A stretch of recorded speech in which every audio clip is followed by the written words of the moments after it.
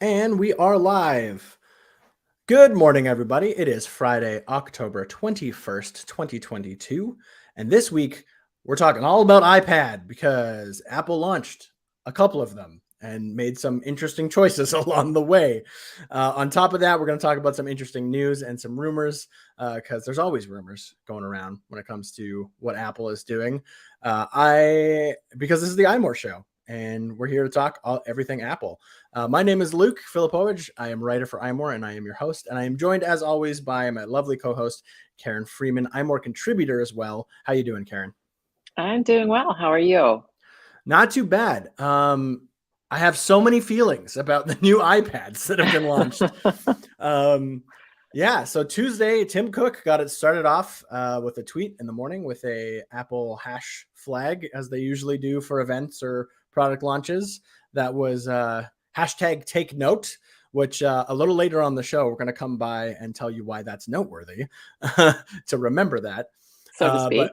But we'll hold on to that for now. But he got it started with a tweet, and then boom, press releases galore. Although really there wasn't that many. But the very first one that everyone sort of noticed was actually the iPad Pro, which there isn't a lot to it. Yeah, it's a pretty minor upgrade. Yeah, so there is a new iPad Pro, the iPad Pro 2022. It does have the M2 chip inside. So it is going to be faster. They say that the 8-core CPU is about 15% faster than the previous M1 chip in last year's model. And it also features upgrades to the efficiency cores and has a 10-core GPU, which should equal about a 35% faster graphics performance. So if you're really if you're somehow already pushing your iPad Pro to its limit, I suppose this one would help you out, although I'm assuming you probably figured out a workaround to that already, and you don't really need to upgrade to the new iPad if you definitely have an iPad Pro with an M1. I don't think this is meant for that. I think it's meant for people who have wanted a Pro for a while, and now this is just a new one for them to sort of sink their teeth into and get into it so they can get the latest and greatest when they buy it. The design's the same. We haven't seen anything different. There was no new sizes. There's been some rumors about, bigger sizes coming, perhaps a 14-inch one, which I've carried the 12.9-inch before. I don't have one personally, but I've carried it around before, and I don't understand the need for a tablet that big. I understand there are people who need a tablet that big, but every time I carry that thing around, I'm like, I don't know, man. I don't know what I'm doing with this thing. It's so massive that I can't imagine what a 14-inch would feel like. That would be a lot. I mean, you're always balancing screen real estate versus portability. And so when you get more real estate, you lose portability. So for me, the 12.9 just makes it no longer a portable device. It would be a device you would keep mostly at home. I mean, obviously you can still travel with it, but it's not something you're going to carry around from hour to hour and day to day. It's a lot. Yeah. And obviously, 14 inches. I mean, that's just crazy. And larger screens, obviously, like I said, it's not that there aren't uses. People who are actually using it as a drawing tablet. I mean, there certainly are professions where they use iPads regularly, and the larger, the better. So I definitely see a need for it. Just it wouldn't be my personal choice. Yeah. But if there is going to be a 14-inch, not at least this time, because it's still just the 12.9 and the 11-inch models. Also, the other thing that some of us had heard, that we had sort of heard around, was that maybe the screens would go to an OLED display. That also did not happen. They have the same displays as they did last year, which also means that the iPad Pro 12.9-inch has a slightly better display than the 11th inch. So there's that discrepancy still exists within the lineup, to I think some people's dismay, unfortunately. Nothing new in the cameras, same camera array, and same camera placement on the front, which will be important in a second. But spoiler alert, the new 10th generation iPad has the camera on a different place on the front, and a little interesting that the iPad Pro didn't get that. It's strange. Yeah, especially since if they're updating them at the same time, I don't know. It seems odd that they would put that in the base iPad, moving the camera over. to the landscape orientation, which is, first of all, a good change. I like that change. I think it should come to all the iPads. I think it makes the most sense. It's odd that it's coming in the, I guess, new base iPad first, and they launched a Pro at the same time, and that one didn't get that swap. So Yeah.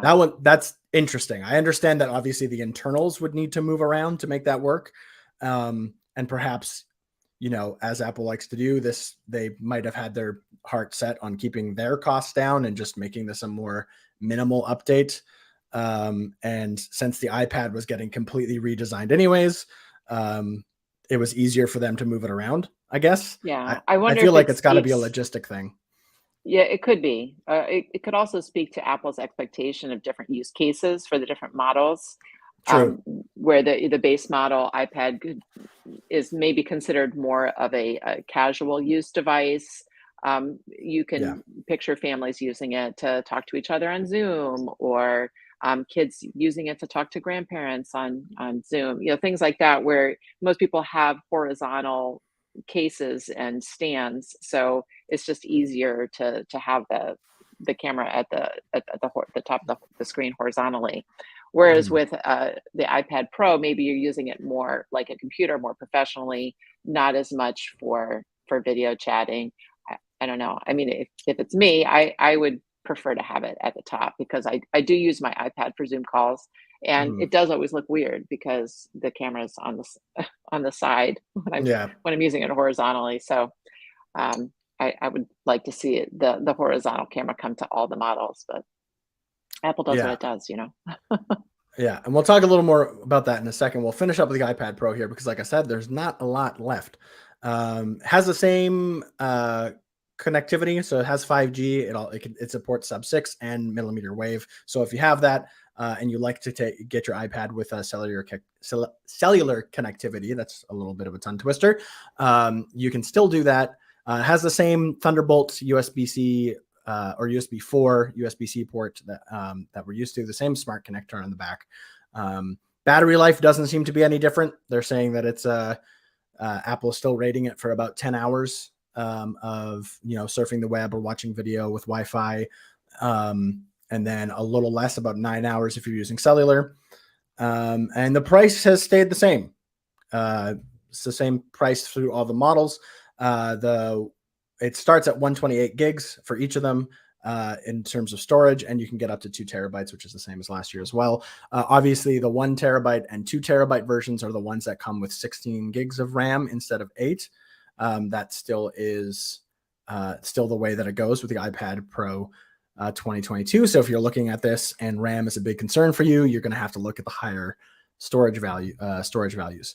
The one thing it did sort of announce, which at first was a little confusing if it was a hardware feature or a software feature, but it seems to be somewhat both, is they announced this Apple Pencil Hover, which I think is pretty cool if you're somebody who uses the Apple Pencil a lot on your iPad Pro.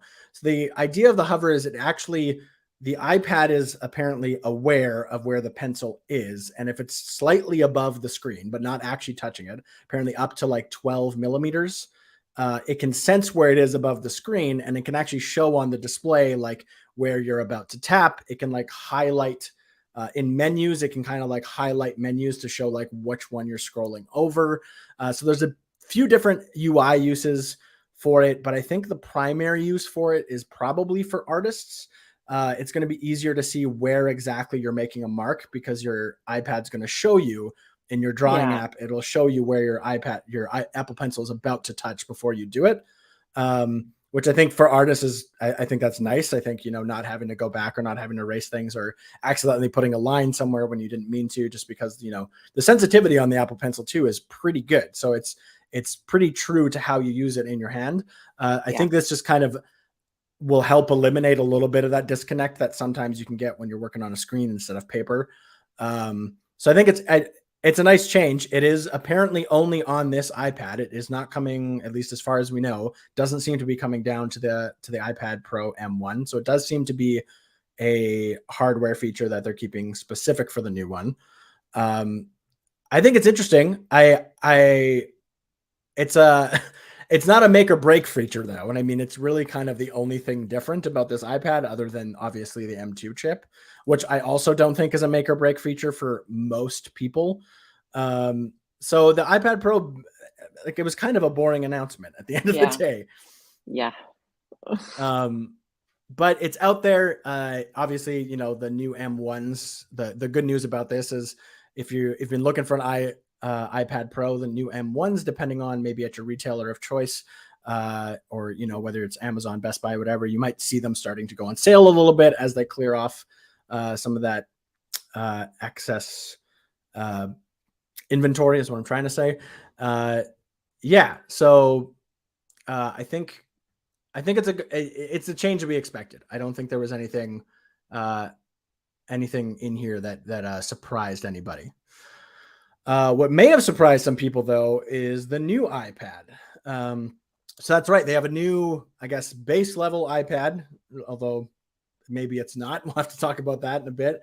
But a brand new iPad, which we were sort of expecting to get the sort of, I guess, like the iPad Air or the iPad Pro sort of overhaul. So it does have the new design. It no longer has a home button. We had heard that maybe the home button was going to stick around even with the updated design. But nope, the home button's not there. Touch ID is in the power button at the top, much like it is on an iPad Air. It has a 10.9-inch display. So it's actually even bigger than I think a lot of the rumors were suggesting. It was just going to go up to a 10.5-inch, I believe is what the rumors had said. It was currently a 10.2-inch. Now it's 10.9, which is the same, once again, as an iPad Air. Comes in 4 colors, blue, pink, yellow, and silver. And Karen, both you and I are fans of colors. What do you think of these ones? I think they're beautiful. I think the blue is really nice, and the pink definitely has my heart. I would love to see that pink come to an iPhone, like especially a Pro model, but I know that's just dreaming. I love that pink. That pink color is gorgeous. Yeah, the colors are very vibrant.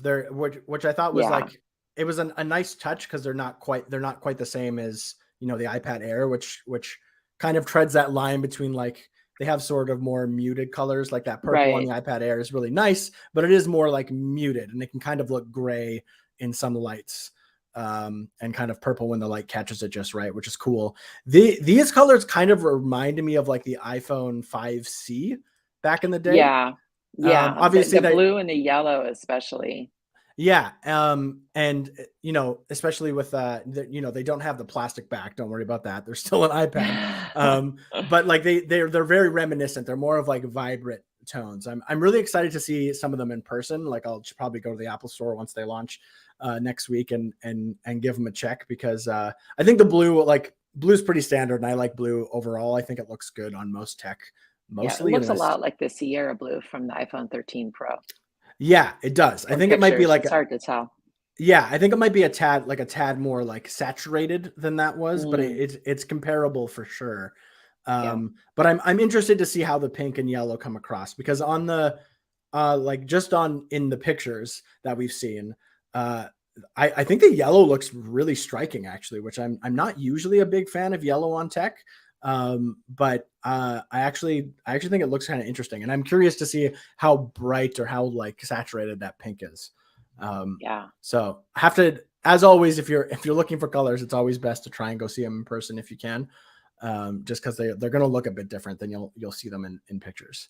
yeah. And there is Uh, silver too. So yeah, that's pretty there is standard. silver, right? Sorry, we forgot it. We forgot to Not mention that. very So the exciting. 4 colors are blue, pink, yellow, and silver. So no dark color, which is a little interesting. They've usually, the base iPad has come in like some. Usually, it's like a a silver, a space gray, and then Right. That perhaps is odd. yeah. So I found that interesting that there was no black, which I thought was interesting. No black or space gray, but you still have silver, which is obviously a neutral tone anyway. So if you don't want your tech to be fancy colors, you can still get the silver. Moving on, the cameras are kind of the maybe the big upgrade here. So it's the first tablet, as we had sort of alluded to already. It's moved the true, or not the true depth camera. It doesn't have Face ID. It's moved the front facing camera, which is a 12 megapixel ultra wide camera, with center stage, which it did it had center stage last year as well, but it's moved that onto the landscape edge. So the idea is like, instead of, if you're talking to someone and more often than not, if you're FaceTiming with someone or something like that, it makes much more sense to turn your iPad kind of like landscape wise, especially if you have a stand or something like that. Yeah, Um, because most cases, the folio style cases will fold back yeah, to prop up your iPad horizontally, not vertically. I mean, there are some that hold it vertically as well, but those cases are few and far between. yeah, and it just makes more sense. You get like you kind of get a better looking image. You're like framed up a little better. They're framed up a little better. It's kind of makes sense when you're talking to someone that you would do it in landscape mode. This is something Right. that like people have been kind of wanting for a while, because when you use a regular iPad, like for example, the brand new iPad Pro that didn't move the camera, there is that weird little bit of a disconnect between like, well, the camera's over here and I'm kind of looking this way, Yeah. and you get a bit of a weird angle. And the other thing that I always Yeah. thought was cool too is that like the idea with center stage is what it does is how it works is it takes the ultra wide angle and then it crops it to follow you around. Right. Which now I'm assuming it'll work a little better because I think so, because I think it doesn't work that well in so I have an iPad mini and I use it for Zoom calls all the time. And so the camera is designed to use in portrait mode, but I yeah, use it in landscape mode because that's how my case props it up. So I was hoping that center stage would kind of fix that, but it doesn't. It just makes it worse in a way. It always looks like I'm never looking near the camera and it's always coming in at me at a weird angle. And if when I move around, just not even walking around, just like my head moving around or whatever, it like zooms in and out. It like creeps out the people that I'm talking to. So I end up turning it off. But you're yeah, right. I think it'll work a lot better on the new iPad when it's along the horizontal edge. yeah. And I like center stage. I agree there's some wonkiness that can happen where you are, but I think like overall it works well when you're like not right, if you're not just sitting there right at it, if you're actually like doing something Yeah, while well, you're it while does you're work. talking. There's no doubt. It's just Yeah, that I don't find it particularly pleasing the way that it yeah. works. And Um, I do think it will be better in the horizontal mode. Yeah, because I'd have to imagine, with having the camera's wide angle oriented the way that you would be actually watching it, which would be the Yeah, lengthways, is just going to give center stage more room to work better and kind of like follow you even better. So I think it'll actually be an upgrade for center stage. We'll have to see. yeah, Don't know until we try it out, but I think that'll be actually an upgrade, which I think is cool. And on the back, the camera actually got an upgrade on the back, which is interesting because usually in the base iPad they have been ignoring the camera for a long, long time.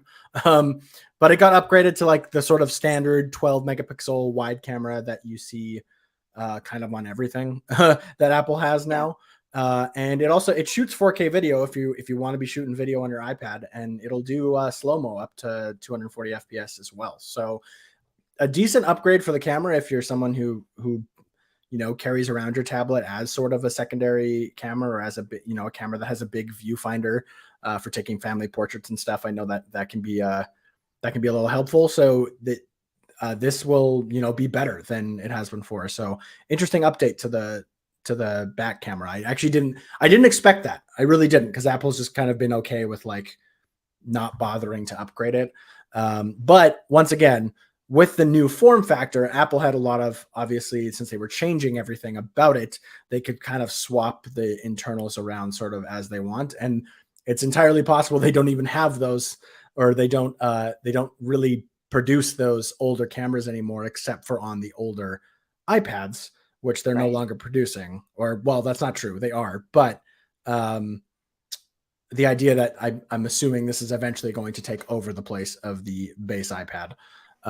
So it's interesting that it got the upgrade. I think some people really like that. I know some people who really like taking their iPad out for having like a big viewfinder to sort of like be able to see what Yeah. they're taking pictures When my of. kids were in school, I would see parents using iPads as cameras all the time because if Mhm. you're videotaping a concert or a sports event, you Yeah. want to see what's happening. And like you said, it's like a giant viewfinder. It's a Yeah. much easier way to capture those moments. than doing it on your iPhone. So that'll be a good upgrade. The processor on the inside has been upgraded to the A14 Bionic chip, which the previous generation, the 9th generation, had an A13. So you'll see a bit of a increase over there. It's about a 20% increase in CPU performance, about a 10% increase in graphics performance over the 9th generation iPad from last year. The storage options, unfortunately, are still 64 gigabytes and 256 gigabytes. 64 is low these days. You can fill up 64 gigs pretty fast once you start downloading all your apps and taking pictures and kind of doing everything you do. If an iPad is, even the base iPad is a good way to like keep notes or keep documents kind of on hand. It can fill up real fast. So I was hoping that it was going to get a bump this year. I was hoping that maybe the base would get bumped up to 128. But that didn't happen. You still only have the 2 storage options.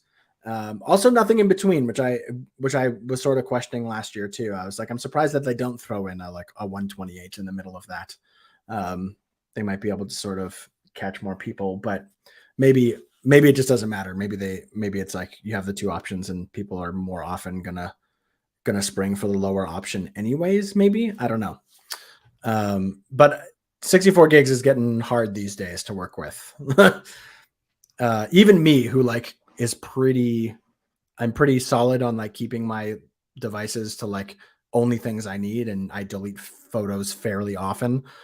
64 gigs can creep up on you pretty quick. It's the Apple Pencil. It's still only compatible with the 1st gen Apple Pencil, which is weird because it has a USB-C port. And as you all know, the 1st generation Apple Pencil has a Lightning connector on the end of it, and that's how you charge it, which begs the question, how do you charge this thing when you're using the new iPad? Well, Apple has a $9 dongle for you. It is a USB-C to Lightning dongle.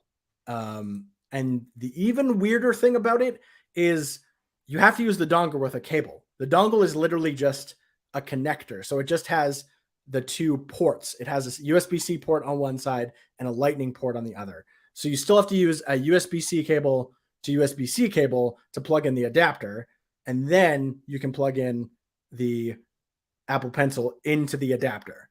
So you have this like chain of weirdness just to charge your Apple Pencil. Yeah. So now instead of sticking the Apple Pencil into the Lightning port of the iPad, which was a weird enough way to charge, now you need 2 things in between.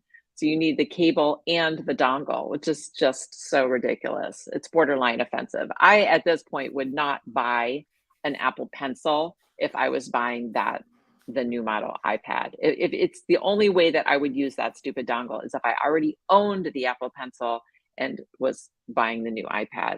So then in that case, you don't have much choice, but that's just weird. Luckily, we have other options. There are third-party options out there, including one that Apple sells. So we can get into that a little bit later if you want. Yeah, it's very odd. I don't quite understand what they were thinking with this. Like, you think the easy solution to this was just like, why not make it work with the Apple Pencil 2?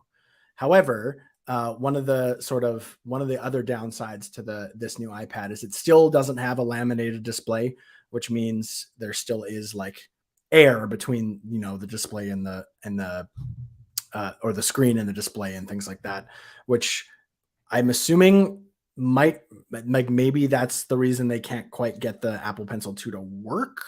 Because it might not be as sensitive, or it might not make sense because of the laminated display, and having a non-laminated display is obviously a way that Apple is sort of like keeping this price lower.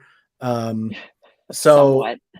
Somewhat lower. So it's, and adding the magnetic charging along the landscape side of the iPad would also be an extra expense. So this is perhaps another cost-cutting measure. And when I reviewed the 9th generation iPad from last year, the 2021 version, like one of my big gripes is like as cool as the Apple Pencil actually is, I think for people who are using a base iPad and using a first generation Apple Pencil, you might be doing some drawing, but that's probably not the primary reason you got it. You probably got it as like a tool to use, to help you with, minute, touching little things, or just like having more precision, or just like the feel of a stylus. It's like a nice way to sort of um, kind of go around the UI of your iPad. And I actually really appreciated using it, the Apple Pencil with the base iPad, and I've kind of come to love it.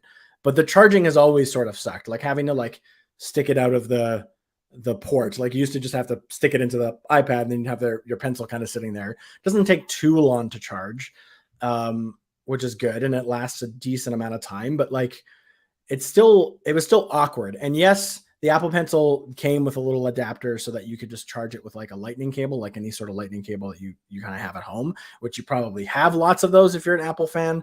So perhaps Apple is more just like people are just going to charge it more than likely from their lightning cable of choice from the wall or whatever. But Yeah. to me, I always thought like an Apple Pencil is like, if it's something you want to carry around with you, you're going to want a way to charge it when you're out and about. And like, it makes sense that it should charge from the iPad.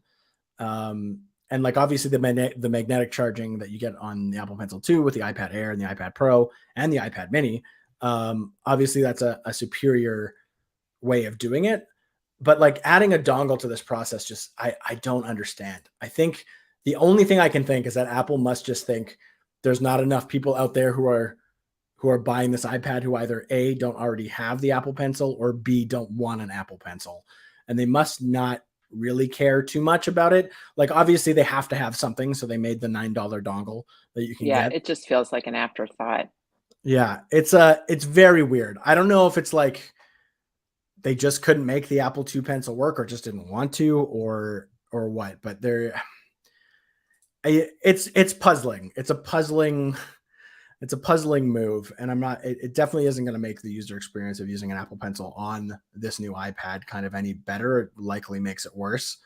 And yeah, so I don't really understand that, but that's where we're at with the new iPad.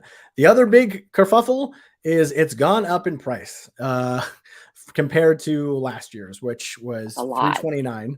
Yeah, so $329 is like the starting price, the nice low starting price in the US for the regular sort of base iPad. That's what the iPad 2000, the iPad 9th generation was. This 10th generation has jumped up $120 to $449. And that's for the base model. Like that's for the 64 gigabytes, which we know is kind of expensive. That's without an Apple Pencil. That's without any Without sort a of, dongle. without a dongle, without a case. So that's hard to swallow. I've talked a lot on the show previously about how I really wanted to sort of keep this in, like, if they could kind of keep it under $400, like if they can make it like $399, that's still like a $70 increase, but like I think a good price point still. But like this is Yeah, definitely going to kind of push it out of the realm of possibility for some people who would be looking for a base iPad. Like it's a big increase for yeah. sure. I mean, we were hoping it would stay under 350, like that was sort of the magic number, but boy, Apple just blew that right up. Yeah. I mean, granted, don't get me wrong, there are very significant improvements in this model. Yeah, And the fact that they aren't just reusing the same, chassis and the same form factor and stuff, that's going to come with a price increase. I think we all knew that. We all knew it was going to get more expensive. But 120 is more than I thought it would. yeah, Especially, like they kept they kept the non-laminated display. It has Touch ID. It doesn't have Face ID. It's just I don't know. It's interesting, and I think the most interesting thing about it is it kind of puts the whole entire iPad lineup in question, because now you're yeah. pushing up into like iPad Air territory. Right, both in It's terms of features and price. So it's almost like splitting the difference between the old iPad and the current iPad Air. So you wrote an editorial about it. Oh, why do we even have the iPad Air anymore? And then I think it's probably going bye-bye pretty soon. Yeah. I have to think that this move, the way that Apple's doing this, I have to think that they're thinking about discontinuing the Air altogether, because it just doesn't, I don't know, it just doesn't really make a lot of sense. I feel like the iPad, like, not that there aren't, obviously the iPad Air 5, the current generation iPad Air, has some significant, draws to it over this. Like, for example, it uses the Apple Pencil 2. It does have a laminated display. It has oh, what am I trying to say? I completely lost my train of thought. It has the M1, obviously, which is, Mm. more powerful than the A14 for sure. But how much are you going to notice that? Like, this is something that I'm really curious about. And I have an iPad Air 5, and I do love it. I think it's a very nice device. But if I got this and I got it in my hands and I used it how I use my iPad, and granted, I'm not like a pro user when it comes to iPad. I'm not doing any extensive, video work or extensive graphical work or anything like that. So, like, I know I'm not a pro customer. So the iPad Air in a lot of ways is kind of even overkill for me, but there's like some nice advantages to it. It's a very nice device. And it was kind of like in the realm of, like, it's not expensive, but it's not cheap, obviously.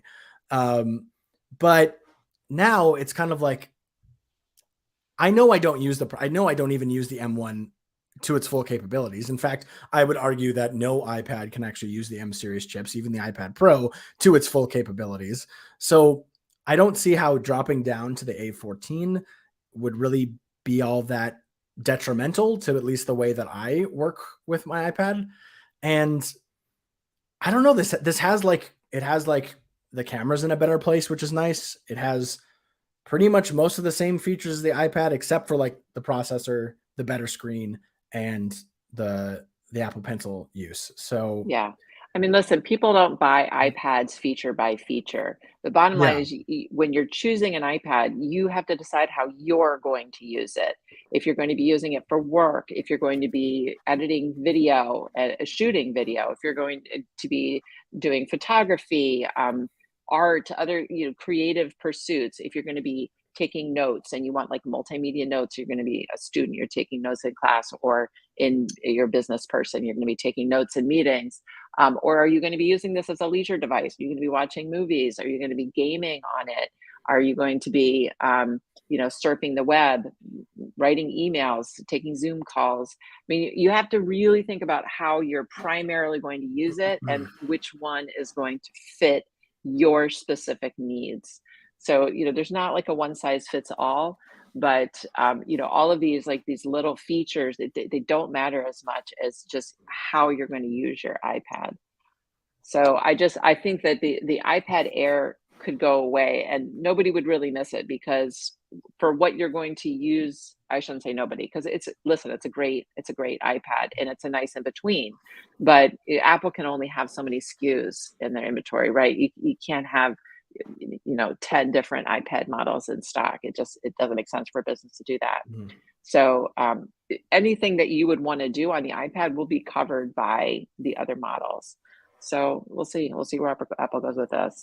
Yeah, I think if long term, I think they're looking to simplify their lineup, and I think it'll just Yeah, be iPad Pro, the iPad, which is now essentially kind of going to replace the Air, and then the iPad Mini for people who love the small form factor, the portability, use it right. as an e-reader, all that sort of stuff. I think they're going to simple. I think that's where this has to go, because there's just like too much competition and such a small amount of, like, I mean, it's not small to everyone, but I mean, like, when you're looking to buy a new iPad and you're looking to spend, and you're going to be spending, a decent chunk of change, even regardless of which model you go with, like, that 150 is going to start looking a little weird when you're thinking about, what am I actually going to use this for, like you said, Karen. So I think, yeah, my prediction is the iPad Air is going away. Whether that happens or not, we'll have to see. But the iPad Air already kind of was knocking on the door of the iPad Pro as it was. It was already kind of sort of getting into that territory once they put the M1 in it.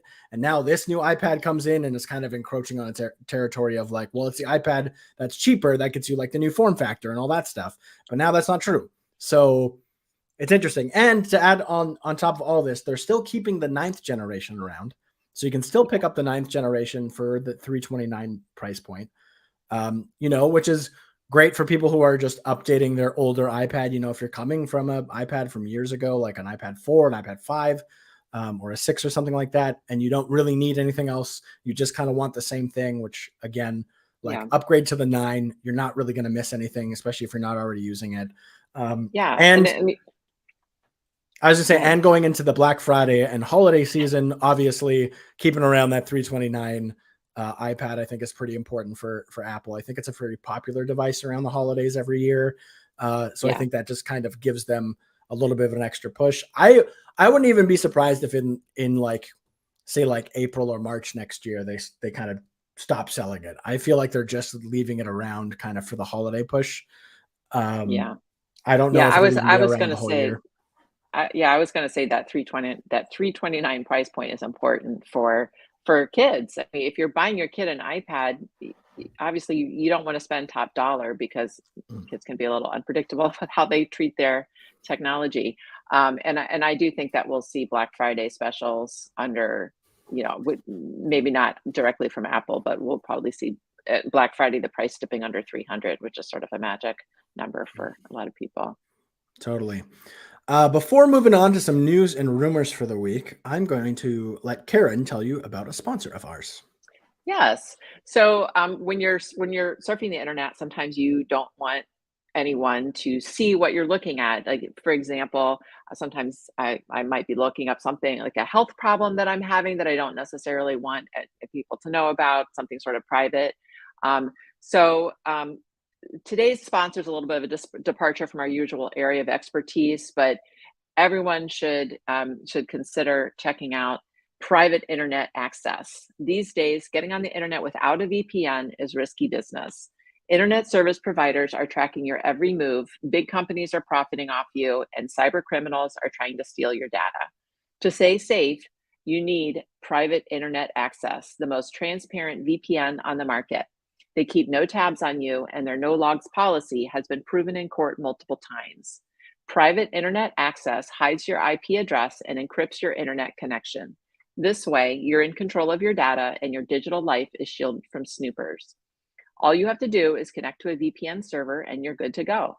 And it's all really easy since private internet access offers fast servers in over 80 countries and every US state. Plus, private internet access works with all major streaming services so that you can access more content than ever before anywhere in the world. You'll love the convenience of private internet access. They have apps for all operating systems and they're really user-friendly. One click and you don't have to worry about anything anymore. So, if you want to protect your digital life with private internet access, now is the time to subscribe. Head to piavpn.com/iMore and get an 82% discount. Seriously, 82%. That's just $2.11 a month. And you also get 3 extra months completely for free. But you must go to piavpn.com/iMore for a truly private digital life. One last time, piavpn.com/IMORE. Thank you, Karen. And thank you, Private Internet Access, for sponsoring the iMore show. So that's the new iPads. Some interesting stuff. They're both launching officially. So they were announced, but they're both coming out on Wednesday, October 26th.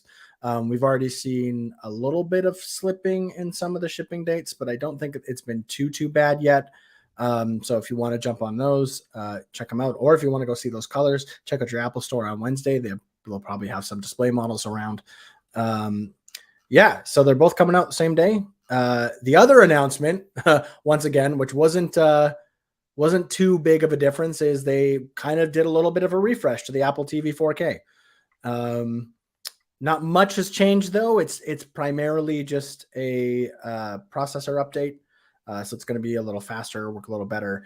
It still only has 64. The base model has 64 gigs of storage. It has the same Siri remote as last time, except this one actually has a USB-C connector to charge it rather than a Lightning, so that's a bit of an upgrade. But no Find My support, which I think a lot of people were sort of hoping for. It's a small remote. We lose it in the couch cushions. We'd like to be able to find it. Yeah, I think the biggest surprise was that the starting price is $50 less than the previous model was when it was first released. Yeah, which is pretty cool actually. You don't hear very often of new Apple products being cheaper than older Apple products were when they were first launched. But yeah, so this is starting at 129 for the 65 or the 64 gig.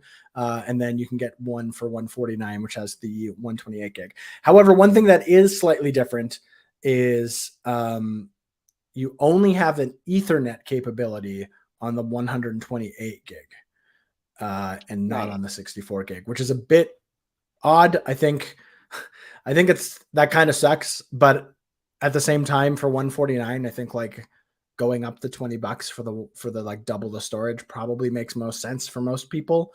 And especially since if that's the only one that's going to give you an Ethernet cord, I don't know about all of you, but if I'm streaming content and stuff, I want to make sure it's not stuttering at all. So I'm always make sure to plug in my Apple TV like directly to my router. I don't mess around with Wi-Fi when it comes to that sort of stuff. I want to make sure my TV and my movies and things are streaming properly. Yeah. And it has been revealed too that it did get a bit of a RAM upgrade. So the old Apple TV 4K had 3 gigabytes of RAM. This does indeed have 4 gigabytes of RAM. So it is going to be a little stronger in that performance too. If you're someone who uses your Apple TV a lot, whether it's just for streaming or, if you like throwing on your Apple Arcade games on your TV and things like that, this is going to be a little better for that. But for the most part, that's kind of it. It draws a bit less power, 30% less power than last year's model, which I guess is good for your hydro bill. And yeah, that's kind of about it. There's no big differences to like the form factor or anything. It all looks the same. There's no real big differences to like features. And it has the A15 Bionic, which I had mentioned earlier, but I don't think I'd said the actual chip. So if you are sitting around with maybe that old, like I still have that old, I have the HD one, the one that only goes to 1080p. It doesn't go to 4K, but I have a 4K TV. I've like been wanting to upgrade to the 4K one, but I just haven't kind of got around to it. Kind of seems like now is a good time to upgrade, for that, Yeah. especially now that I have a 4K TV set. So I think it's a pretty standard update to a device that usually doesn't get too much love, but it's got some it's got a little bit of a new thing. A little sad that the 64 gigabyte one doesn't have the Ethernet capability, because that's one device that maybe the 64 gigabytes doesn't feel as bad, because I mostly use it to like stream my stuff and I don't usually keep a lot of things on there. However, if you're somebody who does, if you're somebody who has like an extensive digital collection of, TV shows, movies and things like that, 64 gigabytes will fill up really quickly too. So I would have probably gone for the 64 gigabyte had it had Ethernet capability, but I think now I will probably just pay the $20 extra and go for the Ethernet port, which I guess is what Apple wants. So checkmate me, I suppose. Moving on, a couple of interesting things. So I teased this earlier in the show, but the hash flag, which if you don't know what that is, it's when a company or an event or whatever uses a hashtag, but they put that little special thing on it, where like every time somebody tweets with it, you'll have like the little like symbol by it. So that's called a hash flag, in case you weren't aware. The one that they were using for the iPad launch was Take Note, and it had a little Apple symbol with the kind of the the three colors, the pink, the blue, and the yellow, that were going to be on the iPad 10th generation. However, Take Note was actually a hash flag used for years already by the NBA team, the Utah Jazz. So there Yeah. was some That was confusion. somebody may have lost their job over that, because it would have taken literally 2 seconds for somebody to check and see if that was a hashtag or a hash flag that was already in use, and obviously nobody did. So Yeah, oops. very, very weird. So the hash flags usually like there's a set amount of time that you can have them for. Like they're usually for events and stuff. Although there are some like the Utah Jazz, they've been using it for years. It's been a hash flag for them for a while, but money, like companies have to pay money for this to happen. Twitter Yeah. doesn't just kind of do it for nothing. So was the Utah Jazz, I know they were using the hashtag, but did they have a hash flag? Yes. And Yes. if so, like how could Apple take it away? Like logistically, how could that happen? Yeah. I don't know what happened here, but Like did they at just first, pay more? I mean, I, if the Utah Jazz was already paying for a hash flag for that particular take for for hashtag take note, how could Apple just take it? yeah, it's a confusing situation, and I'm sure that there were some Utah Jazz fans out there who were confused at what was going on Yeah, the come Utah Tuesday, Jazz didn't seem Wednesday. to know about it. No, that's the other I thing. mean, Like it some people thought, oh, maybe management. this is like a brand collaboration, which is a little weird, but maybe it is. Maybe Tim Cook is a very big Utah Jazz fan, and we didn't know. No, I don't think that's it. But very strange. And what was funny about this is it was supposed to, the take note Apple hash flag was supposed to last until the 21st. So like today was supposed to be like the last day of it, but it by yesterday afternoon, I think maybe even Wednesday actually, we noticed that it had switched back to what the Utah Jazz was using. So I think Karen might be right. Somebody maybe screwed up a lot, and maybe there's some backlash going on. I don't know if that's from Apple If side or somebody's Twitter getting side or what. reprimanded for sure, because that Yeah, certainly is somebody's job to research that. yeah. So that was really odd. But hey, I guess stealing hash flags, pirate hash flags. Yeah. That's going to be the next big hit. Maybe Apple's just paving the way.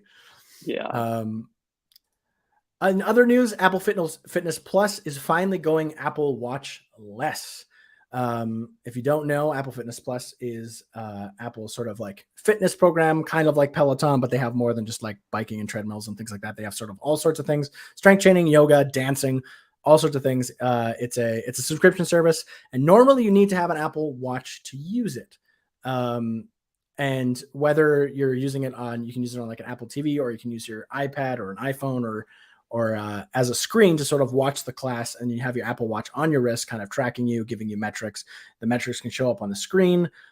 In most cases, there's some cases where it doesn't, but in most cases it will.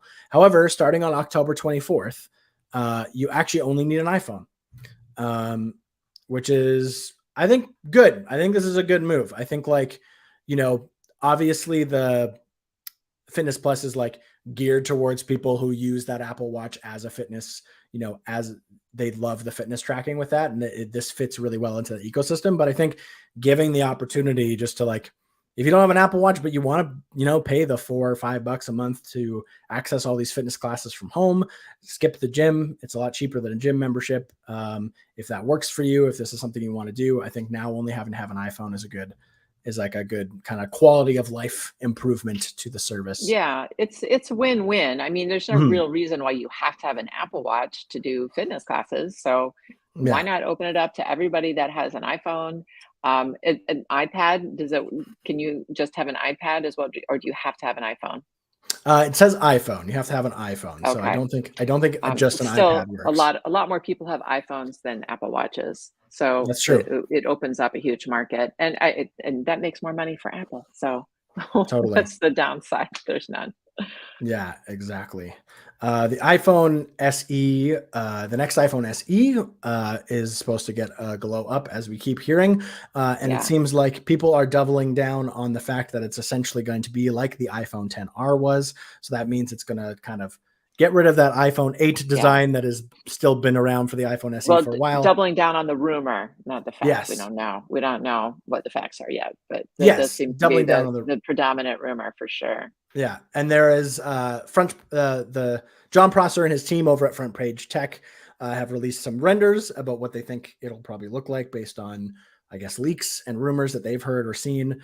So if you want to go check that out, go check that out. It essentially looks like an iPhone 10R, which is what we Yeah. keep I mean, hearing. Apple's gonna keep making the iPhone SE as cheaply as they can. So Yeah, if it's gonna be cheaper to use factory equipment that makes the XR style phone than it is to make the the iPhone 8 style phone, then that's what Apple's gonna do. Yeah, Yeah, this is exactly. a budget phone for budget users, so Totally. whatever works. And it'll be a decent upgrade. Like as we talked about last week when there was a rumor about it as well. It'll be a decent upgrade for a lot of folks. Some people might miss that home button, so it'll be interesting to Yeah, see what happens with that. it's Um, it may but not be a happy upgrade for some people, but they'll yeah, they'll get used to it. Everybody does. yeah.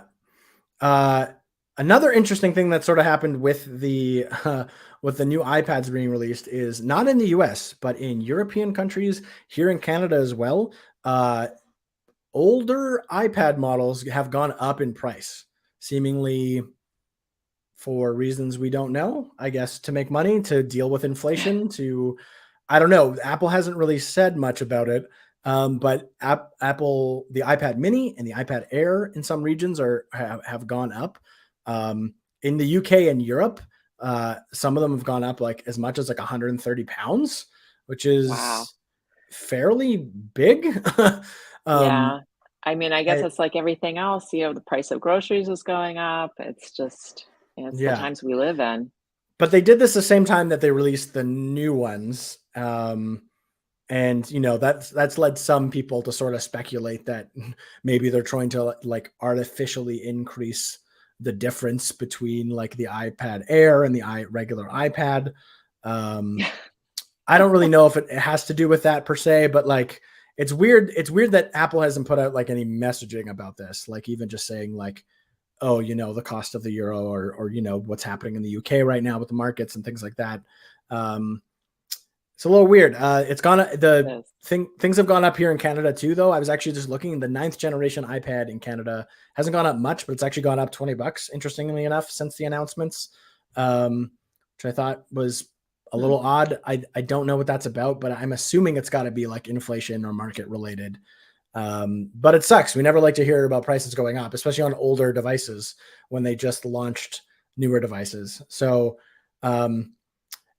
it does suck. Don't get me wrong. Some people, one thing about Apple's sort of cadence of them releasing these new devices sort of on a regular schedule every year is that like if people are looking for deals, they kind of know like if I wait until the new one's announced, then I see what the new one is announced. If it's not like a huge upgrade, then I go with the old one and I save myself a little money because there'll be sales, there'll be things like that.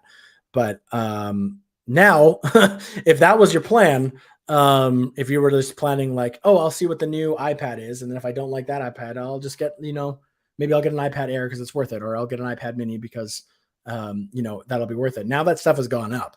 Um, Yeah, I can't tell you how many times I have told friends, "Don't buy this, whatever, iPad or whatever, yeah, because an announcement's coming out, there's gonna be new ones, and that'll make the old ones cheaper." And now I'm not gonna be so blasé about saying that because it may not be the case. It may be the opposite, in fact. Who would have yeah. guessed? So yeah, it does suck to hear about that. It's we haven't heard much about what that's about. I'd have to assume that it's got to be something market related, but like 130 pounds is a lot of money. It is. Um, that again, the UK is in some decent financial turmoil right now, but still, that's a lot of money, especially right now for a lot of people. So that is unfortunate. The last thing we'll mention right before we wrap up the show here, well, they didn't do this recently, apparently in 2023, so next year. Mark Gurman saying that they're going to launch some sort of iPad dock that's going to be integrated with like some sort of like home speaker system. Yeah, I mean, Uh, we've been talking about this for a while. Something like Amazon's Echo yeah, Show, that sort of to compete that in that kind of space. yeah, and So it'd when be I mean, interesting to see which way they go. yeah, and I mean, Google has recently they said they're coming up with a docking accessory for their Mhm. Google Pixel tablet and things like that. So they're obviously trying to get into that space. Apple's home strategy has been a little all over the place. Obviously, the HomePod was kind of like supposed to be the big thing, but that didn't do as well as they thought. So the HomePod hasn't been around for a while. Then they have the HomePod Mini, which is basically just a mini HomePod and doesn't really do much different. So the Apple TV has kind of been like your best home hub, sort of, but that's a little awkward, especially if you have a big HomeKit setup. Always kind of having to go to your TV or to check things out, or like to do what you want to do is like a little weird. It'd be nice to have, a Siri device that can kind of do that stuff for you a little more efficiently, but having a screen to be able to like interact with and see all of your, your rooms, your setups and everything, I think is important. Yeah, So I think this is going to be the comeback of the big HomePod. It's going to integrate the iPad somehow. That's my guess. yeah, and then it'll hopefully be a more useful home hub. I think that's sort of their Yeah, idea, and sort of to go with, like you said, Amazon's Echo Show and the Google Pixel tablet. We know we're just getting a docking accessory for the Google Home and things like right. that. So I think they're just sort of following the lead of their competitors and sort of seeing, Right, which is what um, Apple typically does. They don't necessarily do something first, but yeah, hopefully they do it better. yeah. So I'd be interested to see what they come up with. All right here at the end of the show. So we just got a bunch of new iPads, Karen, and I'm wondering, let's play a little scenario game. So let's say you're going to buy a new iPad, or maybe your first iPad. You can say both. You can say whether you're upgrading or new. But say you have, let's say $800. We'll use US for now. What are you buying? What model are you going with? What accessories are you getting? Like what is your buy right now for 800 US dollars? Okay, so I have tried in the past to use my iPad Pro as a work device, and it has not worked for me. I mean, I can, but I have to do so many workarounds. It's not an enjoyable experience for me. And Stage Manager may change that. I have not yet had the opportunity to use Stage Manager with an M2 device and the second screen and all that stuff. So that may change my thinking. But right now, I think I would get the pink iPad 10th generation base model, with folio, uh, the Magic Keyboard Folio. Mhm. And I would not get an Apple Pencil. I would get the Logitech Crayon, which I alluded to earlier, that Apple is offering other options. You can buy the Logitech Crayon right on Apple site. You can buy everything all together. And the Logitech Crayon charges via USB-C. Yeah. So you can just charge it the same, use your same charging cable that you're using for your iPad. Uh, Done. It's easy. And the the Logitech Crayon is compatible with every iPad from 2018 forward. So Mhm. you don't have to worry about, Apple Pencil 1, Apple Pencil 2. It's just one crayon that works for everything. Yeah. Um, and including, I'm not giving up my iPad mini though. In this scenario, even in this little scenario, I'm not giving that up. So Yeah. I'd be able to use it with that too. So that's me. How about you? Yeah. One thing to note though about the Logitech Crayon, which I think is a good use case, especially somebody getting just a base iPad, especially since you don't have to use this silly dongle to charge it, is that it doesn't have like the pressure sensitivity. So it's not really a great Right, drawing one. So if you're right. looking for a drawing thing, the Apple Pencil is still going to be better for you. Although if you're Yeah. looking for a drawing tablet, you're probably not looking at the base iPad. So Exactly. So if I yeah, were an artist, my answer yeah, would be different because yeah, then it would be iPad Pro and Apple mhm, Pencil too. But yeah. I'm not an artist, so how about you? It's hard. I think I have two answers really quickly. I think the first one's really quick. I think if I'm getting a new iPad and I'm completely new to it, and I'm not upgrading or I don't have any other iPads or anything, I think I do the same as you. I think I go for the 10th generation iPad. I get that keyboard folio, which is pretty expensive, but is likely going to be pretty good. Apple's Magic Keyboard for the other iPads that I've had a chance to use are like really really good, and then this is just making it better. It has a whole full row of function keys, and it also can be detachable, so you can have the stand and the keyboard detached. Which, like, why isn't this on the Pro again? Why didn't they launch this for the Pro at the Yeah, same and it's got time? the smart connector, so you don't even have to mess with Bluetooth. You just pop it Yeah, in and go. yeah. So I think that's going to be a really good device. And like, yeah, I think for you, since I'm not using it as a drawing tablet, I don't really care about the drawing experience that much, but I like having a stylus. It helps a little bit with some of the stuff I do, jotting notes every now and then, things like that. I think, yeah, I would go with a Logitech Crayon as well. However, if I'm updating, let's say I'm updating from slightly older iPad or something like that, I think maybe I still spring for the Air, just because it'll Interesting.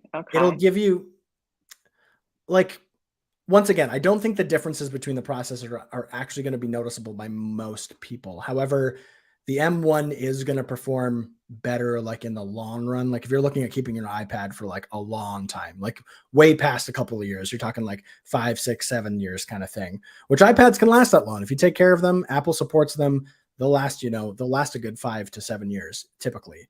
I think the M1 gives you a little bit of better shot of like, making it there. I think, Okay. So the iPad Air is $600. You got $200 to spend still. You're gonna get an Apple Pencil. What are you gonna get? yeah, I think iPad Air, and I think probably like an Apple Pencil, I think, and then I would probably find a cheaper case because there's Yeah, lots of different cheaper options for cases than what Apple does. And like I don't type a lot on my iPad. I like having the option. So I would get like a cheaper keyboard case. I'd probably yeah. find something on Amazon or something somewhere that's good enough. We Um, have a guide for that on iMore for yeah, sure. exactly. There's lots of great keyboard cases out there. You don't have to buy the Magic Keyboard. As great as it is, it's very expensive. Yeah, And I would buy a cheaper keyboard case because it's nice to have a keyboard around, but I don't like do extensive typing work on my iPad typically. I've written a few articles here and there if I'm because I don't really have a laptop that I use. So like occasionally, if I happen to be out somewhere, I'll write an article or whatever. But usually that's just in like a like Google Doc or whatever. So it's not anything super intensive. Um, yeah, I think just for longevity and just for like the non-laminated screen, like or the laminated screen, I think is yeah, a pretty good upgrade. Not having like the hollowness of a screen, it just feels better. Things like that. I think that's if I'm upgrading, but there's no doubt in my mind that the 10th generation iPad is like a good iPad. We'll have to see once people get it in their hands and whatnot. But I think there's no doubt in my mind that it's like a good iPad. I think it has a lot of yeah. good Stay updates to it. tuned. We'll have a review soon, Yeah, we'll next have a week. review eventually for sure. We'll get our hands on it and we'll figure it out. But for now, that's the iMore show. Thank you so much for listening. If you've listened live, commenting along, all sorts of things, we love to hear from you. If you're listening in your podcatcher of choice, thank you so much for following along and coming back every week and downloading us. We really appreciate it. If you want to reach out to either of us on Twitter, you can do so. We'll have our handles in the show notes. Mine's Luke Philippoj. It's just my name. Karen's is Karen S. Freeman. And you can follow us. You can ask us questions. If you have topics you want us to discuss or things like that on the show, reach out. We always like hearing from our listeners. Once again, we want to thank Jim Metzendorf for making us sound so good. That's our audio editor for the podcast. And until next week, new iPads forever. Bye, everybody. Bye.